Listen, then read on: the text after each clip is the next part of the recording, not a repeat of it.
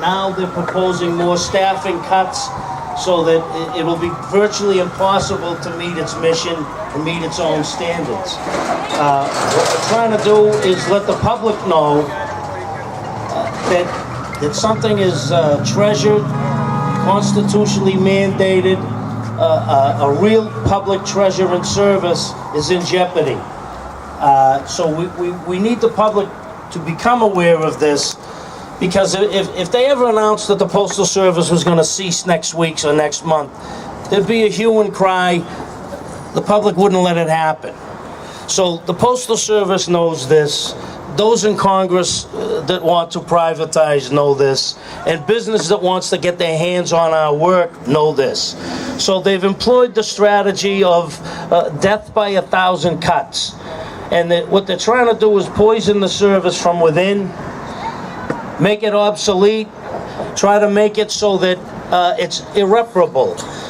If they reduce the manpower, that we can't get the job done, then public sentiment turns. If they make the public stand in long lines unnecessarily, then the public sentiment turns. And this is part of their goal. So right now, as an example, they want to set this peak season, peak mailing season, Christmas season, they want to set the staffing levels such that we can't get the job done. They're using facts and figures and volumes from this past summer, which anybody that's ever been in this industry or knows anything knows that summertime volumes are always the lowest. So they're taking the very lowest volumes and promulgating staffing for the busiest time of the year based on the lowest volumes. In short, that just means there won't be enough hands on deck to get the job done. So this is deliberate. At the time, they'll probably tell the public that it was the weather, that it was employees that called in sick, but that's not true. They're setting the staffing now deliberately low. If I could give an analogy, that would be like setting your wardrobe for the winter based on 4th of July's temperature. It doesn't relate. It doesn't translate. So it's deliberate, and the public needs to know about it. They're not getting their money's worth. If they're not meeting their own delivery standards, that means that your product is not being delivered when it should have been. So you're not getting what you paid for. You're getting lied to, and it's deliberate. So the purpose of this is not for union members to come out for the public and say, oh, my job got changed and oh, we need a little more money. We'll fight for that within the four walls. We'll fight for that for ourselves. But what we're asking is that the public fight for their postal service. That's what we're asking for.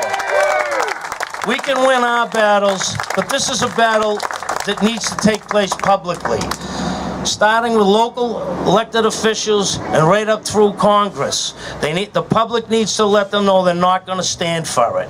They're not going to stand for something that's been around, a public service that's been around for hundreds of years, that functions properly. We're the only company on earth that goes to every address in this country 6 days a week. We're there for you. That infrastructure is irreplaceable. Yet piece by piece, they're trying to move it with plant closures. What they want to do is have the public so frustrated with our delivery that the public's no longer interested. What they want to do is say that they've sold off enough facilities that now we can't support ourselves. So this is a public battle that needs to be fought, and that's what it is. We're not here to complain about us. We're here to alert the public that something that's a treasured institution is about to be unceremoniously stolen from them. All right? So we have a few speakers here today. Some other unions within the Postal Service. Mike Yerkes from the NALC. We have Richie Rogers that would be here in union solidarity from other unions that are going through privatization, like the T. That unions that have degraded service in their own arenas. So I'd like to bring a few of them up. Hold on a second. Okay, so I got some sound effects coming, I guess.